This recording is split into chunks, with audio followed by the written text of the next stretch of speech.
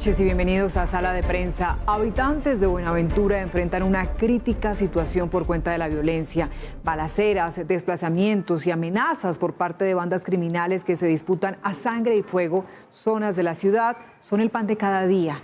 Pero, ¿qué están haciendo las autoridades para mitigar esa situación? ¿Qué es lo que está ocurriendo? Bien, queremos analizar esa situación esta noche y por ello nos acompaña Edwin Patiño. Él es personero distrital de Buenaventura. Bienvenido a Sala de Prensa. Personero, ¿cómo está? Buenas noches, Daniela Pachón y toda la comunidad que hasta ahora pues ve tan prestigioso programa. Excelente, estamos trabajando en ellos. Personero, descríbanos cuál es la situación en este momento en Buenaventura. ¿Qué es lo que ha venido ocurriendo? Bueno, esta es una situación que es de otrora que se ha venido presentando en Buenaventura. Yo puedo hacer un resumen, una síntesis muy sencilla. Mira, la oferta delincuencial es mucho más alta que la oferta de oportunidades laborales para niños y niñas adolescentes. Y esto debido a que Buenaventura ha sido cuna de estas bandas delincuenciales que operan al margen de la ley. Hace muchos años atrás existía una confrontación entre dos bandas criminales. Una era la empresa y otra era la local. La local podríamos decir que absorbió a la empresa. Esta banda, la local, pues viene operando y se produjo a raíz del 30 de diciembre, finalizando el año, unos atentados a unos integrantes entre ellos y se dio una ruptura entre esta banda y la local. Y de allí esas rupturas nacen dos organizaciones, dos grupos. Unos se hacen llamar los Chotas y otros se hacen llamar los Esparta. Y esas dos organizaciones que pertenecen a la misma banda, la local, es la que están generando las confrontaciones en los barrios por el control del territorio. Y esto ha hecho de que no solamente hemos colocado víctimas en nuestro distrito, más de 30 personas a partir desde el 30 de diciembre han perdido la vida, han fallecido en esas confrontaciones. A eso súmele el número de desaparecidos que tenemos. Estadísticamente en la Fiscalía reposan a partir de enero, en lo que va a ocurrir este año, 13 personas desaparecidas, pero nosotros tenemos alrededor más de 18 personas desaparecidas porque existe ese miedo, esa zozobra y muchas personas, grupos, no colocan las denuncias pertinentes, les da miedo colocar las denuncias, entonces no entran a la base de datos, pero a través de las redes sociales, a través de la comunidad sabe que hay unos jóvenes que hoy están desaparecidos y se desconoce su paradero. Y eso, adicionalmente, esa confrontación en diferentes barrios, pues ha hecho que la población de Buenaventura, gran parte de la población de Buenaventura se esté desplazando. Unos desplazamientos intraurbanos dentro de Buenaventura, y esto se nos ha vuelto como un ping-pong. Hace 15 días hubo una confrontación, un desplazamiento, 17 familias donde se tomó un masivo que salieron del barrio de Bellavista, en un sector conocido como Pampalinda, se desplazaron. Y como la ciudad, Buenaventura, la administración no tiene un albergue para atender estos desplazamientos, entonces las personas buscan ese regocijo entre algunos familiares o amigos, se van a otros barrios. 2 o 3 familias se fueron a Juancho, a Juan 23, y ahora la noche anterior se presentaba Lancera en Juan 23 y tuvieron que nuevamente salir desplazadas de ese sector de Juan 23. Muy y lamentable. Lo más probable es que se vayan a otro barrio. Bueno, personero, vamos por partes. Vamos por partes. ¿Por qué Buenaventura se convirtió en un botín de los grupos criminales? ¿Su ubicación estratégica para el narcotráfico es lo que la hace atractiva para estos grupos? ¿Qué es lo que ocurre allí? Bueno, la ubicación estratégica que tiene Buenaventura siempre ha sido apetecida para estos grupos criminales, porque Buenaventura es el principal, no solamente el puerto, utilizan sus rutas para narcotráfico, para despachar sus drogas hacia la costa pacífica, hacia el Golfo Mexicano, Costa Rica, Nicaragua, Panamá, Honduras, sino que los 26 municipios casi, estamos hablando de Nariño, Cauca, Valle y Chocó, que están en la orilla de los ríos y los mares, pues el centro, el epicentro de ellos del comercio es Buenaventura. Entonces la gente de Iscuandé, de Timbiquí, del Charco, de La Saya, que es Nariño, su comercio lo hacen a través de embarcaciones, lo hacen por Buenaventura. La gente de Guapi, de Micay, en estos días tuvimos desplazamiento de una familia de Micay a través de la matanza que dieron en Zaragoza, una masacre que hubo en Zaragoza de 5 personas. vienen hacia Buenaventura. A eso sume la gente del Valle, la gente del Chocó, litoral de San Juan, Pizarro, todo eso, su comercio es por Buenaventura. Entonces esa ubicación hace que estos grupos criminales pues quieran tener el control de Buenaventura, porque quien controla Buenaventura controla toda esa costa pacífica. Personero, ¿y en qué momento se salieron las cosas de control? ¿Cómo es posible que si ya existían dos grupos delincuenciales de los que usted nos hablaba hace un instante, permitieron el nacimiento de otros dos grupos que son los que hoy tienen atemorizados a los habitantes de Buenaventura y a los que ya han obligado a desplazamientos? Que es que las autoridades, según la investigación que tienen, las autoridades dieron captura a unos cabecillas de estos grupos y cuando dan capturas a los cabecillas, pues van surgiendo, allí empezaron a surgir, a tomar el control quién se quedaba a cargo, no se pusieron lo que uno recoge la información, allí se dio esa ruptura de la misma organización de la local, se dio esa ruptura a ellos y hoy están dos grupos que es de la misma estructura disputándose el territorio y haciendo las confrontaciones en los barrios. Y mientras esto pasaba, ¿dónde estaba el Estado? ¿Qué responsabilidad tiene en esta situación? Después del 30 de septiembre que se dio la confrontación y la primera 7 muertos, pues se hizo un consejo de seguridad en cabeza del extinto ministro de Defensa. Se hizo un acordonamiento, podríamos decir, en Buenaventura, donde ingresó bastante fuerza. Han hecho unas positivas, unas capturas, más de 70 capturas, pero no ha sido suficiente. Siguen las confrontaciones, siguen las bandas delincuenciales enfrentándose. Esta mañana nomás estuve en Juan 23, donde encontramos más de 30 casas desocupadas. Y en un momento instante que entramos solamente a una calle se pudo evidenciar las numerosas hojas de cartuchos, de fusiles y de pistolas tiradas en la calle, las casas con tiros, las paredes rotas, la gente como tiene sus casas son de palafito y de madera, entonces estas balas de fusil pasan, como nos mostraban, pasan de un lado a otro, rompiendo paredes y la gente tiene que, decían unos que se ponían que ponerse los colchones encima para poderse cubrir. Impresionante y muy lamentable. Pero, personero, justamente hoy la policía informó cerca de 79 capturas de un gran armamento también incautado. Esto, lo que usted nos está diciendo es que no es suficiente porque no es la primera vez que entonces pasa algo así, que ya han capturado a líderes de estas bandas y vean lo que hoy nos está contando. Nacieron dos más. Sí, es correcto, nacieron dos más. No es suficiente, han hecho una gran intervención, pero se necesita más. Dentro de la característica que hemos hecho, lo que se necesita es hacer una labor de inteligencia para que puedan capturar a los que realmente están operando, están mandando estas bandas delincuenciales, porque si dice la comunidad, han capturado a los de las primeras filas, como dicen ellos, a la gente de abajo, a los jóvenes, niños y niñas, jóvenes que están delinquiendo, que han sido víctimas, que se han visto en las obligaciones de ingresar en esos grupos. Se han cogido unas armas, fusiles, metralletas, lanzagranadas, pero las cabecillas, que son las que se están disputando sus terrenos, su territorio, todavía no las han capturado. Allí es donde las autoridades, no solamente esa labor de campo que están haciendo, sino que es una labor también de inteligencia, porque lo más probable es que las cabezas de estas organizaciones no están en el territorio, están dando sus órdenes, están fuera del territorio. Ustedes tienen que hacer una labor de inteligencia donde se pueda dar con las capturas efectivas de estas personas que están operando al margen de la ley. Y adicionalmente eso, a realizar una intervención social integral. Ya hablamos de ese punto, personero, del tema social, pero quería agregar que de hecho hoy las autoridades informaron que enviaron por lo menos a 130 de sus mejores hombres de inteligencia a esta zona. ¿Confía en que traerá buenos resultados la presencia de estas personas allí, de estos profesionales?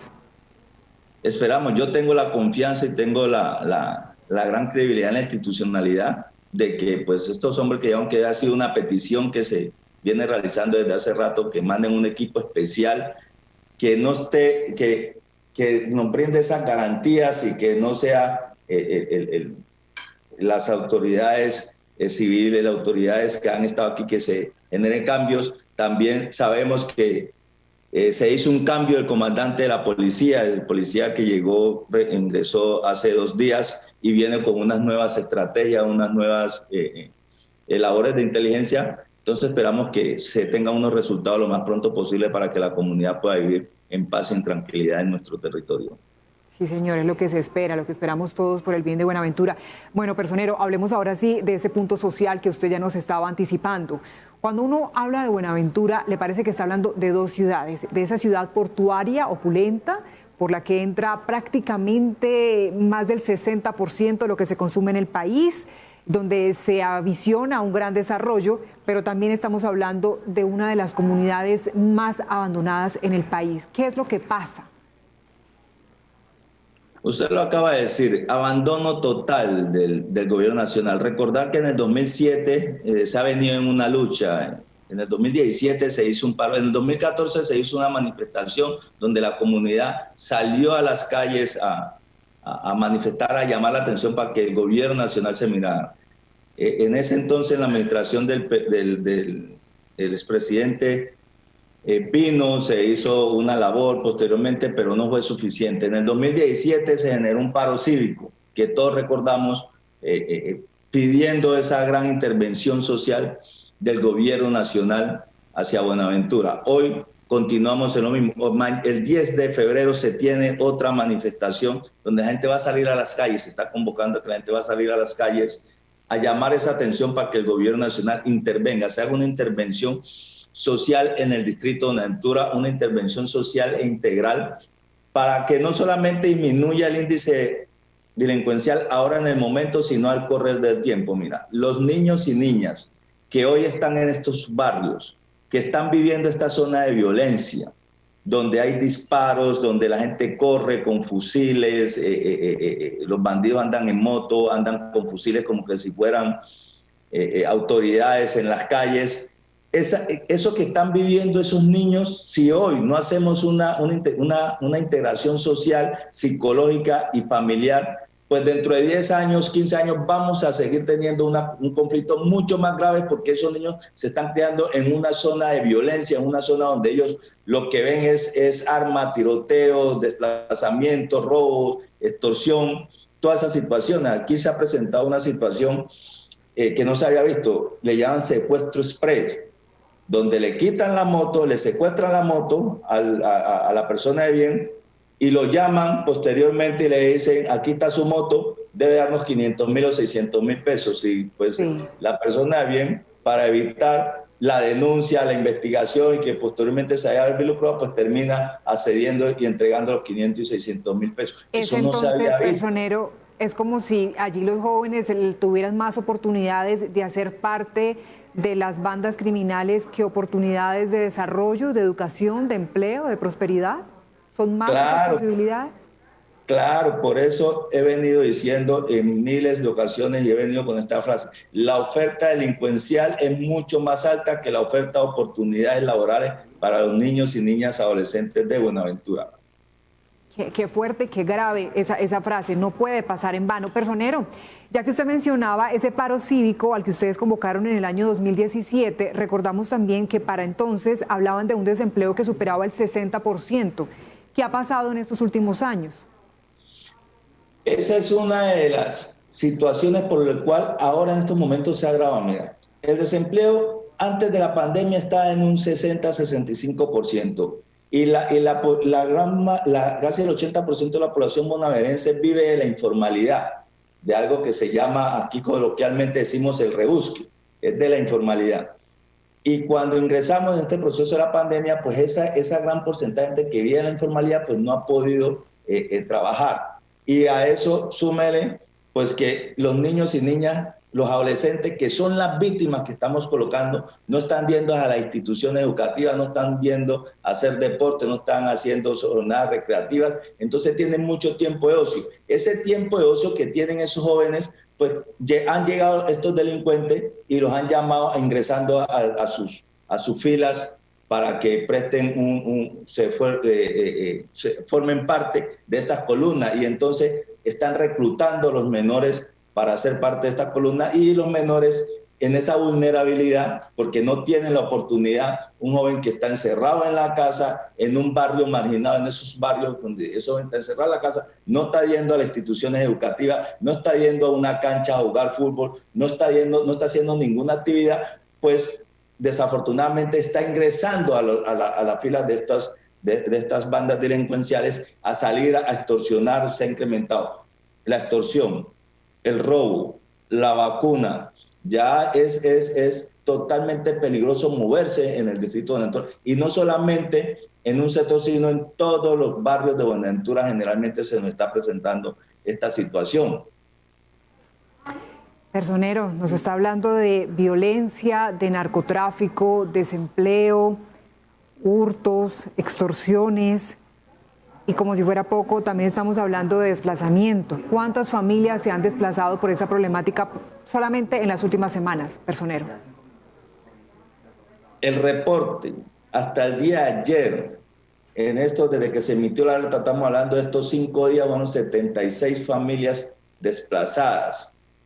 Y hago un aporte aquí. Hay que entender que la administración distrital no tiene un sitio de albergue para atender las rutas inmediatamente cuando las familias se desplazan, porque las familias no se desplazan porque quieren, sino porque se ven obligadas a salir de su casa con ese esfuerzo que han hecho durante muchos años de conseguir sus cosas, estar ahí en sus casas. Y no solamente el desplazamiento, todo lo que usted acaba de mencionar, a eso súmele que también no solamente tenemos desplazamiento, sino que tenemos confinamiento, restricción en la movilidad, porque estos grupos, al margen de la ley, al ver que en sectores cuando se empieza a dar el desplazamiento, entonces como la gente bien sale, pues ellos se quedan solos en el barrio y se les facilita para que el otro grupo ingrese, y quieren tener a la gente como escudo, como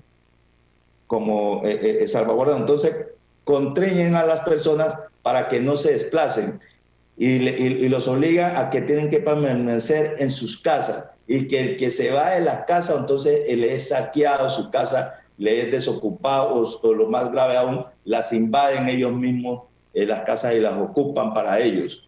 Entonces nos encontramos situaciones como la de hoy, donde encontré una señora ya de edad sentada llorando, casi me hace llorar la señora, sentada en un colchón en su casa, y que me decía: anoche, esta mañana, en la noche anterior, mi hija me hizo salir de aquí, que me fuera, me fui, no quería irme, señor personero, me fui. Esta mañana, cuando regreso, todo lo que yo he trabajado, señor Sacapiangua, mira cómo me dejaron la casa, y me llevaron el televisor, y me llevaron el radiecito, hasta la olla pitadora, sentada en un colchón, esa señora tirando llanto, y me decía: ¿qué vamos a hacer? Yo no me quiero ir de aquí. Se agarraba la señora y decía: yo no me quiero ir de aquí, personero, no me quiero ir de aquí, esta es mi casa. Situaciones como esas.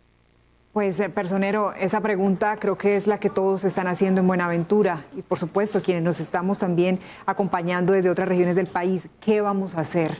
Es evidente el llamado al gobierno, pero quisiera que en sus palabras termináramos esta entrevista ya con ese llamado que ustedes están haciendo al gobierno nacional, esa petición. Pues yo cierro haciéndole el llamado al gobierno, diciéndole que se lleven esta frase: la oferta delincuencial es mucho más alta que la oferta de oportunidades laborales para jóvenes y niñas adolescentes, y es un SOS Buenaventura. Necesitamos una mesa humanitaria, y una mesa humanitaria donde intervenga el gobierno nacional, departamental y local, y si es posible el gobierno internacional, para que podamos hacer una intervención integral y se pueda hacer una ruta de acción. Yo sé que el problema no lo vamos a solucionar en 8 días, en 15 días, pero sí podemos minimizar, disminuir ese flagelo que está enfrentando en estos momentos, y hacer una ruta a mediano, corto y largo plazo para poder disminuir esta ola de violencia que en las últimas 2 décadas nos tiene azotado a nuestro distrito de Buenaventura. Cuando no es una banda sale 8, 4, 3 años, vuelve y sale otra, luego otros 3, 4 años, vuelve y sale otra banda. Entonces hay que hacer una intervención, y ese es el llamado que le hago al gobierno nacional. Nos deja aún más preocupados, Personero. Estamos muy pendientes, atentos, le haremos por supuesto seguimiento a lo que ocurre allí y esperamos que esta atención, que esa respuesta llegue lo más pronto posible. Usted ha sido muy amable, Personero. Gracias por acompañarnos esta noche en Sala de Prensa. A usted, Daniela Pachón, y a toda la comunidad colombiana que nos ve a esta hora. Un abrazo fuerte a todos los habitantes de Buenaventura. Nosotros hacemos una pausa. Al regreso estará Ricardo Ospina para contarnos qué tiene hoy en su radar. Ya volvemos.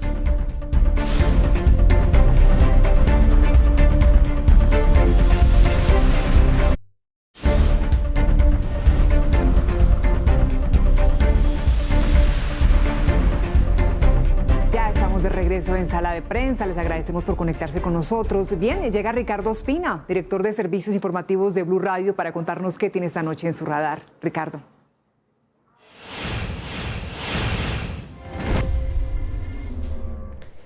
Hola, muy buenas noches. Hoy entra en el radar aquí en Sala de Prensa en Noticias Caracol Ahora una determinación de la justicia que es muy importante. La Sala Penal de la Corte Suprema de Justicia dejó en firme la condena a 26 años de cárcel contra quien fuera subdirector del DAS, José Miguel Narváez, por haber sido el determinador, es decir, quien estuvo detrás de la orden e instigó el asesinato del querido periodista y reconocido humorista Jaime Garzón, en hechos ocurridos el 13 de agosto de 1999 a las 5:45 de la mañana en el barrio Quinta Paredes, en el centro de Bogotá, cuando iba hacia las instalaciones de la desaparecida cadena radial Radionet. Esta determinación es importante por varias cosas. Primero, porque la Sala Penal de la Corte desestimó el recurso de casación entablado por la defensa de Narváez, con el que pretendía que se revocara la decisión en primera y en segunda instancia de la sentencia contra José Miguel Narváez. La Corte Suprema dice no hay elementos para considerarlo, inadmite la solicitud de casación y deja en firme la condena de 26 años de prisión, como lo hemos dicho. Pero además de ello trae a colación esta decisión, entre otros, el testimonio del extraditado jefe paramilitar y cabecilla de la banda sicarial La Terraza, alias Don Berna, Diego Fernando Murillo Bejarano, quien dice haber sido testigo de la reunión entre José Miguel Narváez, siendo asesor de Carlos Castaño, el temible y desaparecido ex jefe paramilitar, en la que Narváez habría instigado, según la justicia, instigó a Castaño para que matara a Jaime Garzón. El argumento era que había hecho seguimientos con inteligencia militar y que, según Narváez, Jaime Garzón no solamente era intermediario para la liberación de secuestrados en poder de las FARC, según Narváez, Jaime Garzón recibía una comisión por esas gestiones, lo cual fue siempre absolutamente desvirtuado. Y Narváez no solamente dijo eso, sino que también dijo que Jaime Garzón, se lo dijo a Carlos Castaño, era orgánico de las FARC. Le tomó fotos supuestamente con un Fiat camuflado y con base en eso dijo que él era guerrillero. Luego de esa instigación, Carlos Castaño le da la orden a la banda La Terraza para que busque a Garzón. Narváez da la dirección, da la ruta, da el seguimiento y luego es asesinado vilmente. José Miguel Narváez tendrá que pagar 26 años de prisión, pero todavía quedan muchas preguntas sobre por qué y de qué manera este hombre, que según la justicia fue asesor cercano de Carlos Castaño, el sanguinario jefe paramilitar, terminó en tan altas esferas del Estado. Primero como asesor del Ministerio de Defensa, un asesor del despacho del ministro de Defensa, y luego como subdirector del DAS. El DAS desaparecido era la policía de la Presidencia de la República. Fue subdirector del DAS en el gobierno de Álvaro Uribe. Y su jefe directo era Jorge Noguera, quien luego fue condenado por múltiples crímenes, entre ellos el asesinato del sociólogo y docente universitario Alfredo Correa de Andrés. Faltan pedazos de la historia que ojalá algún día se conozcan. Sí, señor, que ojalá. Muchas gracias, Ricardo. De esta manera llegamos al final. Ya viene Signo Pesos. Gracias de nuevo por conectarse con nosotros. Que tengan buena noche y buen fin de semana.